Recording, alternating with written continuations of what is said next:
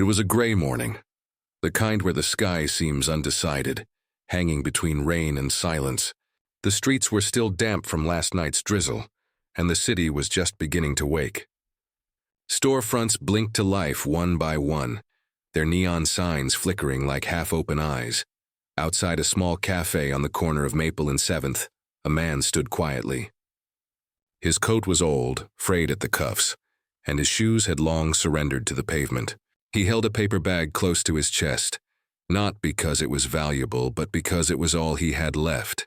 His name was Thomas, though most people didn't know that. To the passers-by, he was just another homeless man standing outside a nice place he didn't belong. And inside, a security guard named Darren had just noticed him.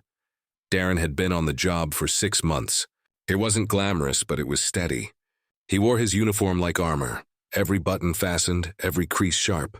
His orders were simple: keep the entrance clear, make the customers feel comfortable, and don't let anyone unsuitable linger.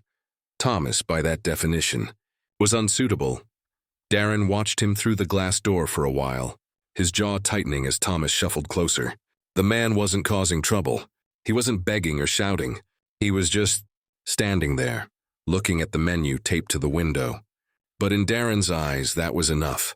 He pushed open the door, the small bell above it jingling sharply. "Hey, can't stand here," Darren said, his voice firm but not cruel. "Not yet. You need to move along." Thomas blinked, startled. "I'm not causing trouble, sir, just looking." "Yeah, well, people are uncomfortable," Darren said, glancing toward the cafe's customers. "You can't just hang around. You've got to go." Thomas nodded slowly, taking a step back. "All right, I understand." But he didn't leave right away. Instead, he hesitated, eyes still fixed on the menu taped to the glass. Darren sighed. "Look, buddy," I said, "I was just trying to see if you still serve the vegetable soup," Thomas said quietly. "I used to get it here, years ago." That gave Darren pause for just a moment, just enough for a flicker of uncertainty to cross his face. "Doesn't matter. You can't come in unless you're buying something." Thomas reached into his pocket and pulled out a handful of coins, mostly nickels, a few dimes, all worn and warm from his hand. He looked at them, then back at Darren. "I've got enough," he said softly. I think, but Darren didn't check. He didn't ask. He just stepped in front of the door and shook his head. "Not today, all right? Management doesn't want situations." The words came out colder than he meant them to, but once they were spoken, they lingered in the air like frost. Inside, a few customers had started whispering. One older woman frowned at the scene. Another man looked away, pretending not to notice. No one said a word. Thomas nodded again, quietly. There was no anger in his face, or just the faint, tired look of someone used to being turned away. He began to walk off, coins clinking softly in his palm. And that might have been the end of it, another small act of everyday cruelty lost in the noise of a city morning.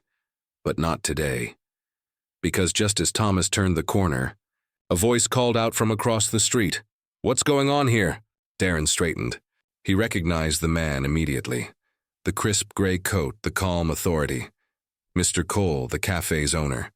Mr. Cole wasn't a man who liked scenes. He ran his cafe like a small orchestra, steady, precise, and peaceful. He believed in order and presentation, in keeping things pleasant for his customers. But above all, he believed in people. He'd built his business on the idea that warmth, real warmth, made better coffee than any machine. And right now, the scene outside his cafe looked anything but warm. He approached, eyes narrowing slightly as he took in the picture. Darren at the door, and a man in a tattered coat walking away, shoulders hunched. "Sir," Darren started, straightening up. "Just handling a situation." He was loitering. Mr. Cole glanced at the departing figure. "That man?" "Yes, sir, homeless. He was trying to come in without..." "Without what?" Mr. Cole interrupted softly. Darren hesitated. "Without buying anything." Mr. Cole didn't reply right away.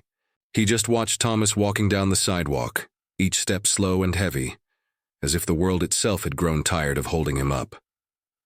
Then he turned back to Darren and said quietly, "Leave the door. I'll handle this." And with that, Mr. Cole stepped out into the cold morning air. Thomas hadn't gotten far. When he heard footsteps behind him, he turned, cautious, expectant of another reprimand.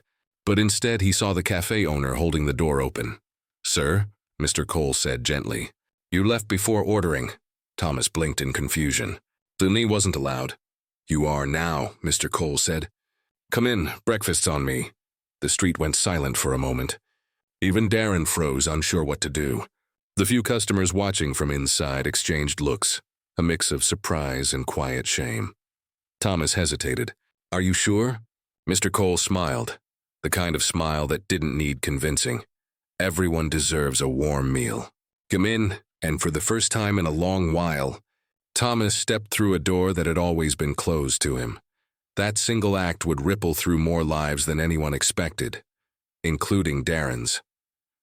Because what happened inside that cafe, over one bowl of soup and one man's simple compassion, would change the way people saw kindness forever. Inside the cafe, warmth met Thomas like a forgotten memory. The hum of soft jazz filled the air. The scent of roasted coffee beans, cinnamon, and toasted bread wrapped around him as he stepped inside.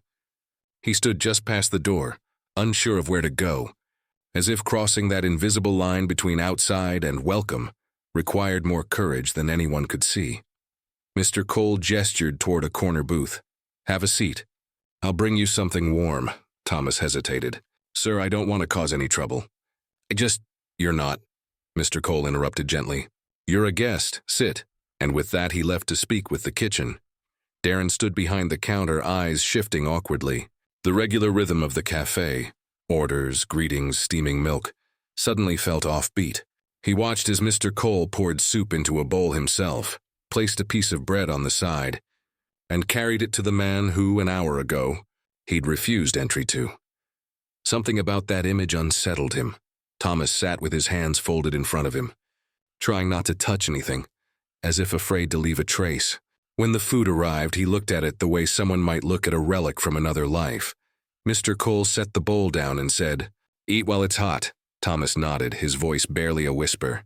"Thank you." He took the first spoonful slowly. The soup was simple, just vegetables, broth, salt. But to him, it tasted like home. The warmth spread through him, loosening something inside his chest that had been wound tight for years. As Mr. Cole turned to leave, Thomas said quietly, "You haven't changed much." Mr. Cole paused, confused. "Pardon?" Thomas smiled faintly, eyes still on the bowl. "You used to stand behind that counter yourself years ago. I used to come here after my shifts. When the place first opened, there was a beat of silence." Mr. Cole blinked, trying to place him. Thomas looked older now, thinner. But there was something familiar. The lines around his eyes, the soft cadence of his voice. "You worked at the factory down on Elm Street," Mr. Cole said slowly. Realization dawning, Thomas nodded. "Until it closed." The factory had been the town's heartbeat once, a textile plant that employed hundreds. Thomas had worked there for almost 20 years. He wasn't a man of many words, but he was steady, reliable, respected.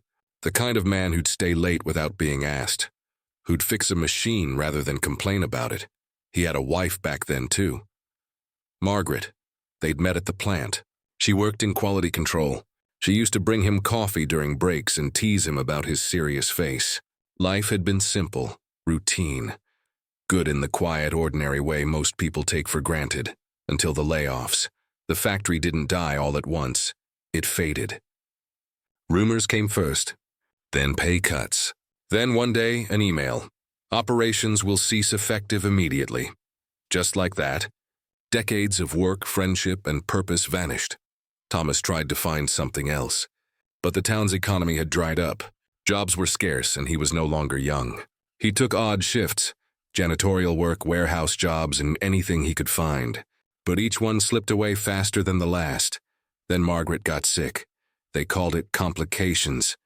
The bills came faster than the paychecks. He sold their car, then their furniture. He stopped eating as much so she could. He told her it would be fine, even when he knew it wouldn't. When she passed, Thomas didn't cry right away. Grief came slowly, like water seeping into cracks. Quiet but unstoppable. And by the time it sank in, he'd already lost everything else too. The house went next. Then the small savings. He drifted, A month on a friend's couch, a week at a shelter, then nowhere at all. Back in the cafe, Mr. Cole sat across from him, listening quietly as Thomas spoke. There was no bitterness in his voice, only the soft exhaustion of someone who'd learned to live with his story. Funny thing, Thomas said, stirring his soup slowly. I used to tell myself that when I lost my job, I lost my purpose. But it's not true. What I really lost was how people looked at me. Mr. Cole frowned slightly. What do you mean? Thomas smiled faintly. When you're homeless, people stop seeing you. Or they see you and wish they didn't. You become background. You could say good morning, and most folks would hear it as noise. He paused. Looking down, you start to believe it yourself, that you're just part of the scenery. Darren, standing by the espresso machine, heard every word. He pretended to wipe down the counter, but his movements had slowed. Something about what Thomas said hit him in a place he didn't expect. A quiet, uncomfortable truth that sank deep. Because Darren had seen him that way too. Not as a man, just as a problem to move. Mr. Cole leaned back slightly, his eyes thoughtful. Thomas, if I'd known, you couldn't have. Thomas interrupted gently. And even if you did, I wouldn't have wanted pity. I just wanted a chance to feel normal for a while. To sit somewhere warm. To remember I used to belong. Mr. Cole nodded slowly. Then you'll sit here as long as you need. Thomas smiled for the first time that day. It wasn't a big smile, just a small human one, the kind that reaches the eyes. Thank you, Mr. Cole, truly. When he finished his soup, Mr. Cole packed another bowl to go. For later, he said. Thomas accepted it with both hands, almost reverently.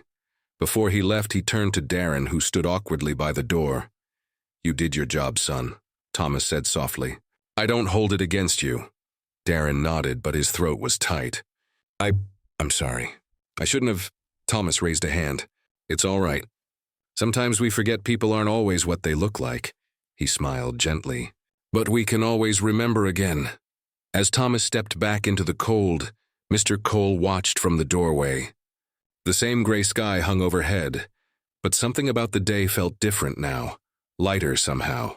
The world hadn't changed, but maybe, just maybe, their hearts had. And as Thomas disappeared down the street, Darren found himself staring at the door, the one he'd kept closed. He never looked at it the same way again. The morning crowd gathered the way it always did, a slow stream at first. Then a rush that made the cafe feel like a tide pool. Office workers clutching laptops, a jogger still catching his breath, a mother balancing a stroller with one hand and a cappuccino with the other. The soundscape rose, milk steaming, cups stacking, the bell above the door chiming in faithful thirds. Through the glass, Thomas studied the handwritten menu taped to the window. He took a half-step closer to read the smaller print, vegetable soup or warm bread, and lifted his chin the way someone does when the words blur but the memory is clear. Inside, Darren clocked him again. He had told himself he was just doing his job. But underneath the uniform, something else had started grinding, an old habit of deciding quickly who belonged and who didn't. He'd been praised before for keeping the entrance clean, and a compliment has a way of turning into a rule when you're not careful. He exhaled, set his jaw, and pushed open the door. The bell snapped. Hey, he called, taking the tone he'd heard in briefings, firm, neutral, final. You can't stand here. Thomas turned, not startled so much as resigned. I'm not causing trouble, he said softly. Just looking. People need space to come in. Darren gestured with a palm, the universal sweep that says move along without quite saying it. Let's go. A student with a canvas tote slowed to watch. A man in a navy suit paused mid-stride, and then decided quietly to pretend he hadn't heard.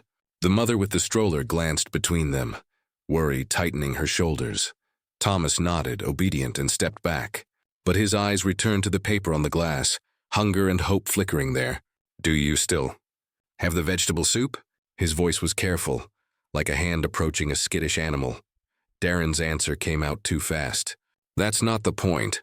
He felt it the second he said it, that hard edge that made people recoil. So he softened his volume, if not his stance.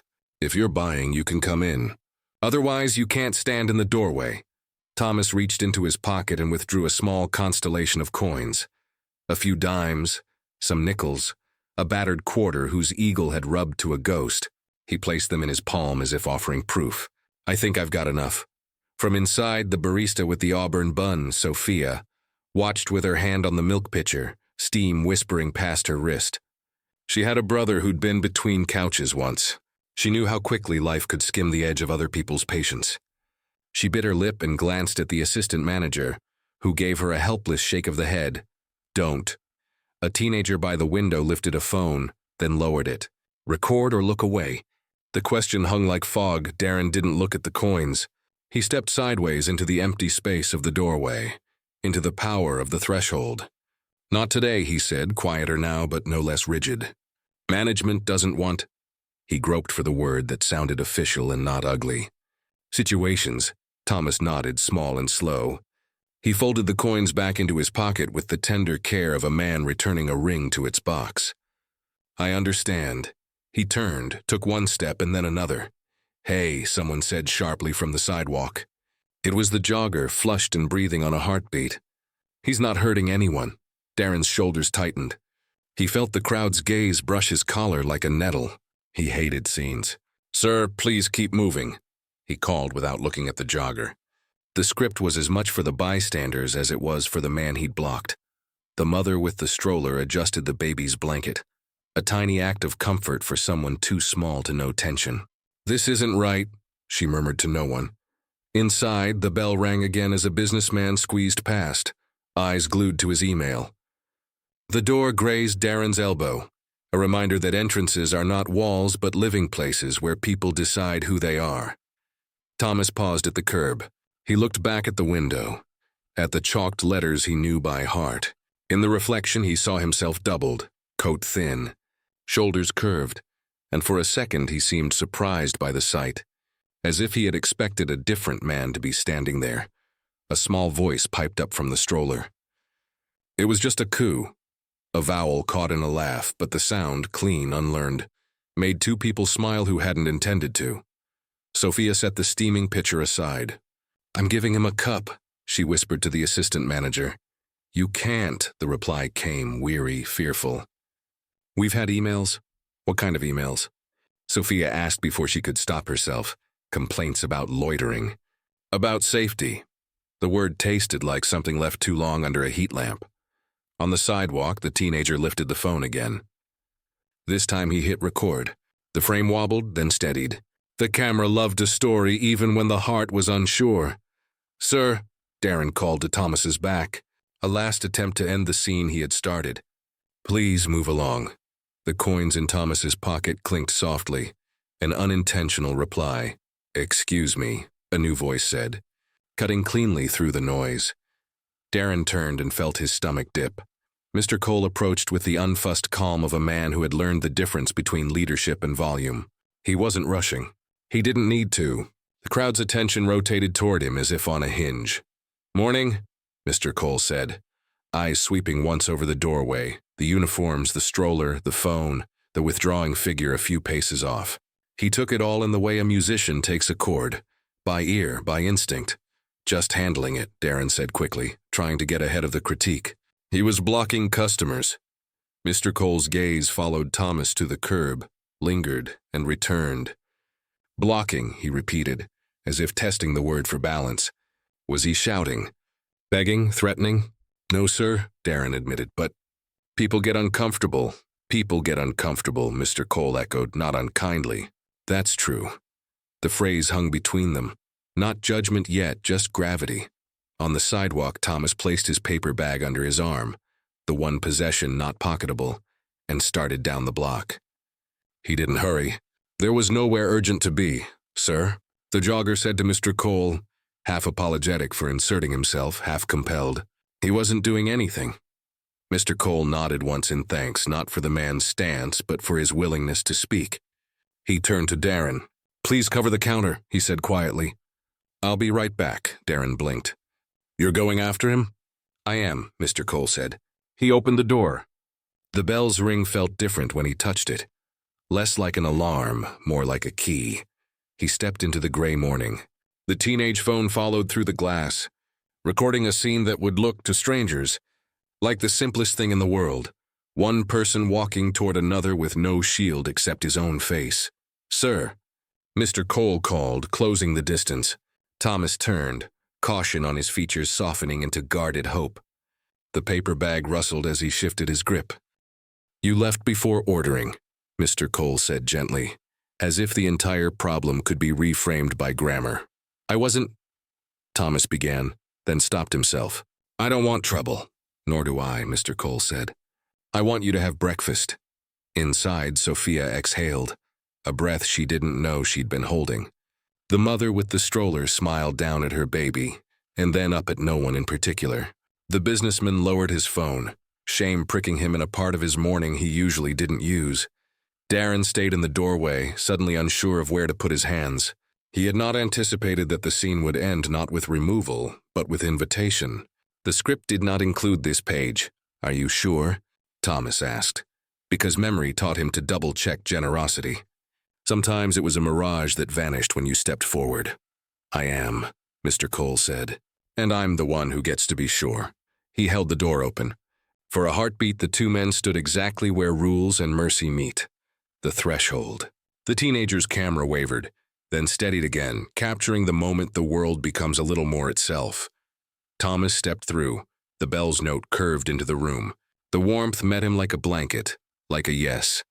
Mr. Cole nodded to Sophia, who had already reached for a bowl. "Vegetable soup," he said, as if continuing a conversation he'd been having for years. "With bread."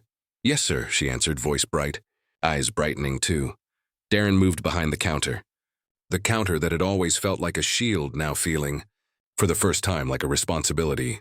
He caught Thomas's eye. He expected anger and met instead a small nod, an undeserved peace offering that landed heavy and human. "Thank you," Thomas said, to Mr. Cole first and then, shockingly, to Darren as well. The words were not elaborate. That was their power. A quiet murmuring lifted around the room, the way a room sounds when it decides together to be kinder than it was a minute ago. The teen lowered his phone and after a beat tucked it away. He'd gotten the moment he came for. Maybe he'd post it later. Maybe he wouldn't. Maybe the point was that 10 people had just watched a door open and felt something shift inside the hinge of their own ribs. Mr. Cole walked Thomas to a corner booth, the booth with the least draft and the best view of the window, where the winter light rinsed the tabletops in a clean gray. He didn't hover. He set the bowl down himself. Steam rose in soft spirals. Bread warmed the plate. The world, reduced to salt and heat and a place to sit, felt possible again. At the counter, Darren's radio crackled with a message from the back, some logistical note about a delivery. He lifted it, answered, and then set it down with care, as if objects needed gentleness too. He looked at the door he'd blocked and saw it anew. Not as a border, but as a promise. The mother with the stroller rolled forward to pay. "That was the right call," she said softly. Darren nodded once. "I know," he said, surprising himself by meaning it. From the booth, spoon to bowl, Thomas took his first mouthful. His eyes closed on the swallow, a muscle unclenched at his temple. The way he held the spoon, steady now, not tentative, made Sophia turn back to the espresso machine with tears she pretended were steam. Mr. Cole returned to the entrance and stood beside Darren for a second. Not to chastise, not to make a point, just to stand. "We keep people safe," he said quietly. "That includes the ones who make others uncomfortable." Darren swallowed. He thought of rules as fences and realized he might have to learn them again as railings. "Yes, sir. Thank you for being here," Mr. Cole added. The sort of sentence no one ever got tired of hearing and most people heard too rarely. He went to the register to help with the rush. The cafe's rhythm found itself again, not because the scene had ended, but because it had resolved into something truer. Outside, the sky held its undecided color, but the morning didn't need sunlight to be bright. The bell sang each time the door swung, and each time it did, it sounded a little more like welcome. In a corner booth, a man ate soup. At the counter, a guard reconsidered what guarding meant. Between them, a room full of strangers recalibrated the story they would tell themselves when they saw someone standing on a threshold.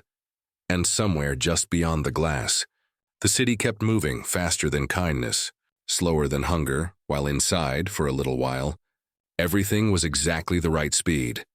When Mr. Cole first opened the cafe 10 years ago, he promised himself it would be a place that felt like home, not just for customers, but for the people who worked there. He'd built it from scratch after walking away from a corporate job that paid better, but starved his conscience. Back then, he swore that every cup of coffee would come with something rarer than caffeine, dignity. Standing in the doorway now, he wondered when that promise had begun to blur. Through the window, he saw it clearly. Darren blocking the door, the homeless man backing away, the customers pretending not to see. It wasn't chaos. It was worse. It was silence, the kind that lets cruelty pass because it's tidy. Mr. Cole crossed the street, his breath fogging in the cold. He could hear Darren before he reached the door. "You can't stand here." He could see the man's shoulders sag as he turned to leave. The owner's voice cut through like a thread pulled from fabric. "What's going on?" Darren straightened instantly. "Just handling a situation, sir." He was loitering. Mr. Cole's eyes followed the man retreating down the sidewalk. Was he shouting? Harassing anyone? "No, sir, just hanging around." "Customers don't like people get uncomfortable," Mr. Cole finished quietly. He didn't raise his voice. He didn't need to. He'd spent years learning that tone mattered more than volume. Then he said the sentence that would stay with everyone who heard it. "Let me be the one to decide who's welcome in my cafe." He stepped past Darren, the bell above the door chiming once, the sound of a rule bending back into shape. When he caught up to Thomas, the man looked startled, clutching his paper bag like a shield. "Sir," Mr. Cole said, "you left before ordering." The man's reply was small. "I wasn't allowed." "You are now," Mr. Cole said. "Come in." "The soup's still good." Something shifted then, not dramatic, not cinematic, just human. Thomas blinked once, uncertain whether to believe kindness after so many rejections. When he finally stepped forward, Mr. Cole held the door open wide enough for warmth to spill into the street. Inside, conversation slowed. Sophia the barista smiled through tears she blamed on the steam wand. Darren moved aside, hands heavy with guilt. Mr. Cole led Thomas to the corner booth, the one with the softest light, and said, "Sit. You'll eat here as my guest." He carried the bowl himself, set it down, and waited until the first spoonful vanished before speaking again. "What's your name?" "Thomas," the man said. "Welcome back, Thomas."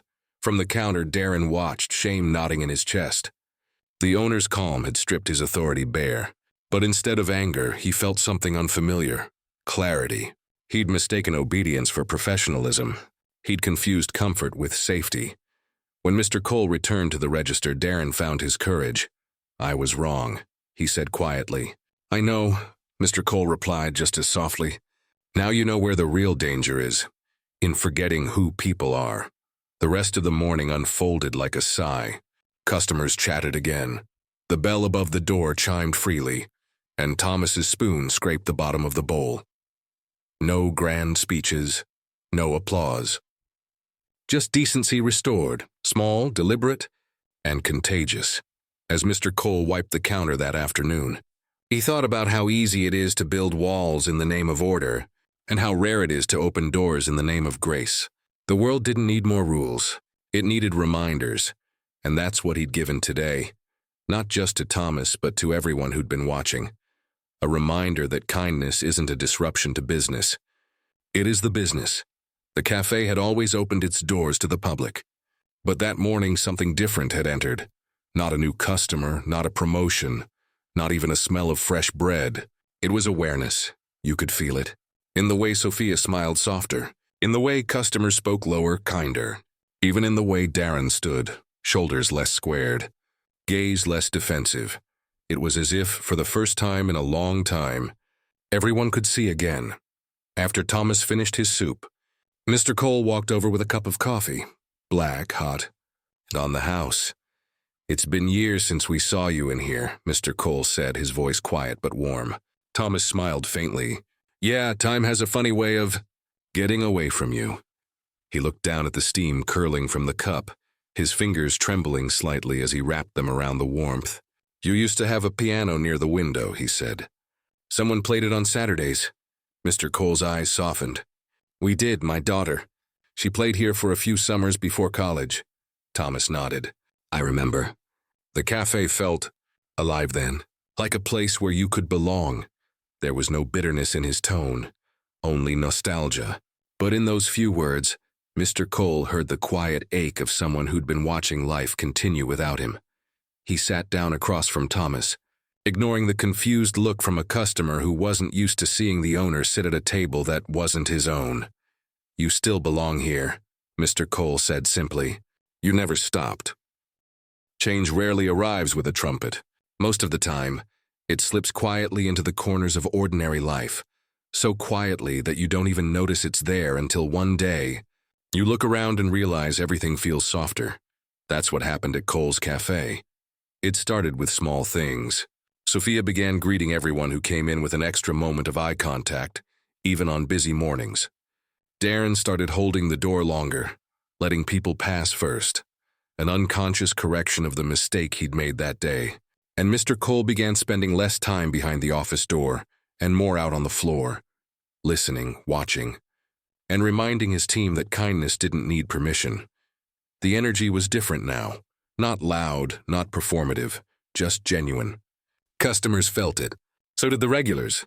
Even strangers could tell. One cold morning, a woman carrying a paper bag hesitated at the door.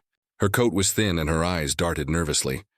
Darren saw her from behind the counter, and for a moment his chest tightened. It was a familiar picture. Uncertainty, shame, the weight of being judged before saying a word. But this time there was no hesitation in him. He stepped from behind the counter, opened the door, and smiled. Morning. Come on in, it's warm inside. The woman blinked in surprise. I don't have much money. Doesn't matter, Darren said. Everyone's got time for coffee. He guided her to a seat, and Sophia, who had seen the exchange, poured a cup before he even asked. Mr. Cole watched quietly from the back corner, a small, proud smile on his face. That moment wasn't grand. No one filmed it. No one clapped. But for the people inside the cafe, it was another quiet victory. Another reminder that empathy wasn't a one-time gesture. It was a practice. Later that day, Darren found himself thinking about Thomas. He realized he hadn't seen him in almost a week. On his break, he walked outside and looked down the block. There, near the bench across from the bookstore, sat Thomas, reading a newspaper someone had left behind, coat buttoned up, a cup of coffee from this cafe steaming beside him. Darren approached slowly. Haven't seen you in a while. Thomas looked up and smiled. Been busy. Got a small part-time gig helping unload stock at the hardware store. Not much, but it keeps me moving, Darren grinned. That's great, man, Thomas chuckled softly. Guess the world's not done with me yet. There was something steady in his eyes now. Not hope exactly, but peace. Darren sat beside him for a moment, neither speaking much. The city hummed around them, and for once, the silence between them wasn't uncomfortable. It was full. Back at the cafe, the "All are welcome" sign had become more than a phrase. It was a reflection of the people inside. A few of the regulars had started bringing in extra sandwiches, or pastries to leave for anyone who needs them. One labeled the basket charity. It didn't need a name. Kindness had become the culture. One afternoon, a local journalist came by. She'd heard about the cafe's reputation and wanted to write a piece about humanity in small places. Mr. Cole agreed, but only under one condition. Don't make it about us. Make it about what we've all forgotten. That decency isn't rare, just quiet. The article went viral anyway. Not because it was flashy, but because it felt real. Thousands of readers shared it with the same caption. A little kindness goes further than you think. Weeks later, Thomas stopped by again. This time he wore a clean jacket, still worn but warmer. He handed Mr. Cole a small folded piece of paper and said, "They gave me my first paycheck today. I wanted to pay for the soup I had, and maybe buy a few for the next folks who need them." Mr. Cole looked at the cash and shook his head. "You already paid for it, Thomas. You changed this whole place." Thomas smiled, eyes crinkling. "Then let's call it a tip for staying kind." They both laughed, not because it was funny, but because it felt right. Mr. Cole slid the bills into the tip jar anyway, adding a note beside it that read, "For whoever needs a warm meal next." Courtesy of Thomas. That evening, as the cafe lights dimmed and the last customers trickled out, Mr. Cole stood at the door watching the street. The city was the same, gray, restless, unpredictable, but something inside him had settled. He thought about how simple it all was. A bowl of soup, a door left open, a moment of seeing someone instead of managing them. It hadn't just changed one man's day, it had changed their own. The lesson was quiet but clear. Compassion doesn't start revolutions. It starts ripples, and if you're patient enough, those ripples can reach every shore. The cafe's door had always been a simple piece of glass and wood, but in the weeks after Thomas crossed its threshold, it became something else. An emblem, a promise, a mirror. People noticed it without realizing they were noticing. They reached for it more gently. They held it open longer. They stepped aside for one another. And in that tiny choreography, something essential returned. Inside, the room carried a new ease. The morning rush still came in waves. The espresso machine still hissed with urgency. And tickets still lined up like migrating birds. But beneath the familiar noise was a quieter music. An understanding that they weren't just moving products. They were moving people through their day. And that mattered. Sophia started writing small notes on the to-go cup sleeves. Not every cup, not performatively, just when it felt right. You've got this. Warmth travels. Some mornings need more sugar. Customers began saving the sleeves, pinning them to corkboards at work, tucking them into wallets like lucky coins. The notes were small and human. The way a hand on your shoulder is small and human. People felt steadier. Darren changed most of all, though he didn't announce it. He shifted the way a river shifts its course. A little at a time, and then all at once. He became a watcher in the best sense. Not a guard against people, but a guardian for them. If someone hesitated at the door, he took the hesitation as a cue, not a threat. If someone looked lost, he was already moving. He learned to recognize the difference between loitering and longing. It was subtle. It was everything. One evening, near close, he found Thomas wiping crumbs from a corner table with a napkin. The cafe was nearly empty. The light had turned that amber color that makes even tired things look precious. Darren walked over with a bus tub and said, "I've got it." Thomas smiled, handing him the napkin. "Force of habit," he said. "Feels good to leave a place better than you found it." They stood there for a moment, neither in a hurry to leave. Darren set the tub down. "I keep replaying that morning," he said quietly. "I wish I could take it back." Thomas shook his head. "You did take it back," he said. "You made a different choice the next day. That's how time works for people like us. We fix things going forward." Darren exhaled. "That feels true, because it is," Thomas said, with the unshowy certainty of someone who'd learned his truths the hard way. Across the room, Mr. Cole watched them talk and felt a warmth he didn't have a word for. Pride, maybe. Relief. Gratitude that his cafe had grown into its own best self. He had spent years building the place. He was only now realizing the place had been building him too. The article about the cafe, humanity in small places, had brought a trickle of new faces. Not the kind who arrived for a spectacle, but the kind who arrived with curiosity, as if they had heard a rumor that gentleness was still possible and wanted to test it. They were met not with speeches or signs, but with soup and coffee and an invitation to sit as long as they needed. Some stayed, some didn't. But the rumor kept spreading. On a rainy afternoon, a teacher brought her class of 5th graders for a community walk. She lined them up at the window and said, "Look at this door. Do you see the sign?" A dozen voices chanted softly, "All are welcome." "What does that mean?" the teacher asked. A boy with a cowlick blurted, "It means we don't decide who's a person." Everyone laughed, not at him, but with the relief of hearing the right idea in plain words. Mr. Cole wiped his eyes with the hem of his apron and pretended it was the steam from the pot. The cafe's bulletin board filled up in new ways. Someone posted a flyer for a jacket drive. Someone else wrote, "If you need bus fare today, take $1, leave $1. A mason jar appeared beneath the note, never empty and never quite full, like a heartbeat. Without fanfare, the place had become a little exchange of grace. One night, after the last table was cleared and the chairs were flipped, Mr. Cole sat with a ledger and a cup of tea, the numbers adding up the way numbers do. honestly, unemotionally. Business was steady. The article had helped. But even if it hadn't, he realized, he would have made the same choices. Profit was important. Purpose was oxygen. You needed both to keep the lights on. Only one to keep the soul on. He closed the ledger and pulled a notebook toward him. The old paper kind with a spine that creaked. At the top of a fresh page he wrote, "Policy as promise." Then in a clean hand, he listed what they already practiced but had never named. No one is turned away for appearing poor, tired, or unpolished. Staff may comp a meal at their discretion. Trust is policy. Hospitality includes safety and dignity. When in doubt, choose welcome. We don't manage discomfort. We meet humanity. He tore the page out and pinned it in the staff hallway. Not a manifesto, a mirror. A week later, Thomas walked in wearing a jacket that fit and boots that didn't leak. He looked not new exactly, but restored. He ordered a coffee and paid without apology.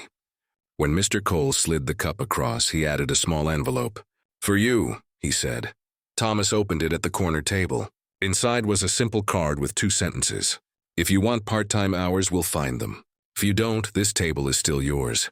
Thomas set the card down and rested his palm on it, like you rest your hand on the hood of a car that brought you safely home. After a long minute, he walked back to the counter. "I'll help on weekends," he said, voice steady. "I don't want to take someone's job." "You won't," Mr. Cole said. "You'll share it." The first Saturday he worked, Sophia taught him the register, and he taught her how to fix a sticky door hinge with a flathead screwdriver and patience. Customers greeted him by name. He greeted them back not as a guest this time, but as someone who belonged to the room and to himself. At closing, Darren found a folded napkin at Thomas's station, the same neat handwriting as before. "Thank you for letting dignity punch in." Darren pinned it beside the sleeves and the jacket drive flyer, his throat tight with a feeling that had no swagger in it, only depth. Not every day was elegant. Some mornings were messy. A man came in once loud and angry at the world, and they had to ask him to leave. Mr. Cole stood with Darren at the door afterward, both of them breathing hard. "Kindness doesn't mean chaos," Mr. Cole said. "But it does mean trying twice before you give up." Darren nodded. They had tried 3 times. They would try again tomorrow with someone else. On a quiet Tuesday, the teacher returned alone and ordered a tea. She told Mr. Cole that her students had started using "all are welcome" as a class rule. "It changed how they line up," she said, amused. "Less elbowing. More space." She sipped, then added, "It changed me too. The café was doing what a café can do at its best, warming people from the inside out, sending them back into a colder world, a little less brittle."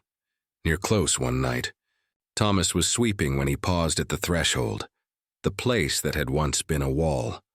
He looked out at the wet street, the halos around the street lamps, the blur of umbrellas moving past. Darren joined him, leaning a shoulder into the frame. "Funny spot," Thomas said. "Doorways. They're only a few inches thick, but they can feel like miles." "Not anymore," Darren said. "Not this one." They stood there, 2 men who had met on opposite sides of that inch and that mile, sharing the same square foot of floor, the same view. Inside behind them, the café glowed. Outside ahead of them, the night carried a chill that no door could erase. Between the two, the bell hung still and ready, a small round promise of music. Mr. Cole flipped the sign to closed and turned off the pendant lights one by one. The room fell into the kind of darkness that isn't empty but earned. He caught their silhouettes at the door and felt the chapter settle. Not finished, just clear. He thought about the day the world had reminded him what his café was for. Not efficiency, not image, not even coffee, really.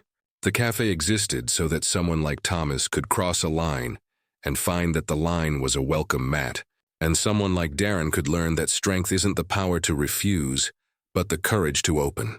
He grabbed his coat, nodded to the men at the threshold and said, "See you in the morning." "See you," they answered together. When the door closed, the bell released one last soft note into the empty room. It hung there for a heartbeat, then faded in the best way music fades, by becoming part of the air you breathe on your way home. The city never truly sleeps. It just changes its rhythm. Long after the cafe lights dimmed and the last table was wiped down, the street outside still pulsed with life. Neon signs blinked, taxis murmured by, and a light drizzle painted halos around the lamps. Somewhere down the block, a saxophonist played for no one in particular. Inside Cole's cafe, everything was still. Chairs stacked, counters clean, the scent of cinnamon and coffee lingering like a gentle ghost. It was in this silence that the real story lived, not in the headlines or the video that had gone viral, but in the memory of those who had been there. The people who saw what happened that day weren't just witnesses. They were changed by it. Justice doesn't always come with handcuffs or headlines. Sometimes it arrives disguised as a cup of soup and a door left open. For Mr. Cole, justice had been a personal reckoning, a reminder of the promise he made when he opened those doors years ago, that no one would be unseen and no one would be small in his presence. He didn't need to lecture his staff or post a mission statement online. His actions had already written one. In kindness, in empathy, presence, he'd learned something simple but powerful. Rules maintain order, but compassion restores balance. That morning, he hadn't just welcomed a hungry man, he had restored an old part of himself. The part that had grown tired of the world's hardness and had quietly accepted that this is just how people are. But people weren't always cruel. They were just forgetful.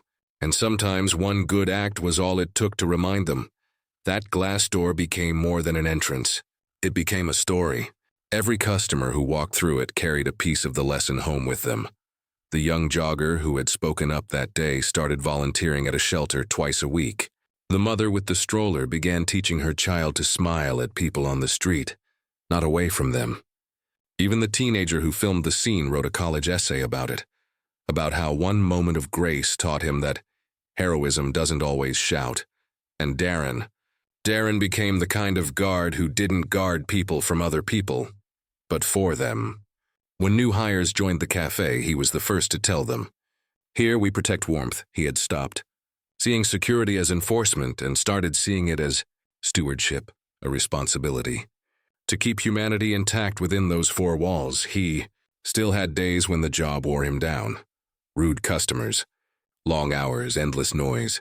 But whenever frustration bubbled up, he'd glance at the bulletin board near the back room, at the napkin Thomas had left behind. "You reminded me what kindness feels like." And just like that, his shoulders would settle again. Thomas never saw himself as the story. He hadn't planned on teaching anyone anything.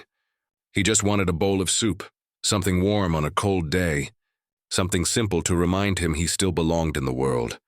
But sometimes, the smallest intentions create the biggest ripples. He kept his new job at the hardware store. It wasn't much, but it was steady. On weekends, he worked at the cafe for a few hours, wiping tables, restocking sugar jars, chatting with customers who now knew him by name. There was no pity in their smiles anymore. Only familiarity and the quiet kind of friendship that comes from shared mornings and honest conversations. When someone once asked him if it felt strange being the man from the story, he laughed softly. "It feels stranger that it had to be a story at all," he said. "Shouldn't kindness be the normal thing?" He didn't mean it bitterly. It was just the truth. Not everyone who changed ever walked through that cafe. Some only read about it, some only heard about it in passing. But the story lingered, not because it was sensational, but because it was simple. In a world addicted to outrage and noise, simplicity stands out. The tale of a homeless man being turned away, and then invited in, became a quiet parable whispered in workplaces, churches, and homes. A reminder that the measure of a person or a business isn't how it treats the powerful, but how it treats the powerless. Somewhere, in another city, another cafe owner read that story and took down his no loitering sign. Somewhere, a manager decided to pause before making a snap judgment. Somewhere, a person on their worst day found a door that stayed open a little longer. That's how change works, not in headlines, but in habits. If this story has a moral, it isn't about villains and heroes. It's about choices. Everyone in it made one. Darren chose duty before empathy, until he learned the two weren't opposites. Mr. Cole chose kindness when authority would have been easier. Thomas chose forgiveness when resentment would have made more sense. Each decision was small, almost invisible. But together, they turned an ordinary morning into a moment that people still talk about. That's what goodness is. Not grand gestures, but small consistency. The quiet voice that says, "Do the right thing, even if no one claps." One evening, months later, Mr. Cole locked the front door and stood for a moment looking out. The street glistened with rain. Across the glass, the reflection of his café mingled with the city lights. Warm gold inside, cool silver outside. The contrast was beautiful. Behind him, Thomas wiped down a table and Darren stacked the chairs. The smell of cinnamon lingered. A soft hum of conversation still echoed faintly in the air, as if the café itself had learned how to breathe. "Funny," Mr. Cole said, half to himself. "All this started because one man was told he didn't belong." Thomas chuckled. "Guess we all needed reminding." Mr. Cole nodded. "Maybe that's what we're really serving here, reminders." Darren grinned. "Then we're never running out of stock." The three of them laughed quietly, not because it was funny, but because it was true. In another life, maybe no one would have noticed that moment. Maybe the guard would have stayed silent, the owner too busy, the customers too distracted. Maybe Thomas would have walked away unseen, just another face swallowed by the city. But that's not how this story ended. It ended with a door opening, a simple act that echoed far beyond the walls that framed it. And maybe that's what we're all capable of, if we remember. Every time we choose patience over pride, empathy over ego, understanding over indifference, we open a door for someone. And maybe in ways we'll never fully know, we open one for ourselves too. The rain outside slowed to a whisper. Inside, the cafe's lights flickered off one by one until only the faint glow from the window sign remained. All are welcome. 3 words, simple, ordinary. But on nights like this, and when the world felt too fast, too divided, too cold, those 3 words were a prayer, a promise, and a beginning. The bell above the door swayed softly, though no one had touched it.